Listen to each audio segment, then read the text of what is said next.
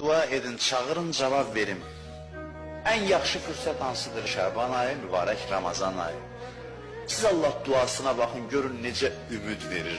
Xahiş edirəm, qısa duadır, namazdan sonra hamı oxusun. Oxusun bunu və başa düşərək oxusun. Duanın hamısını tərcümə eləməyəcəm. Onsuz da qısadır, mən bir-iki cümləsini tərcümə eləyəcəm. Ya mən ərcuhu li kulli xeyr və amənu səxətəhu ində kulli şər.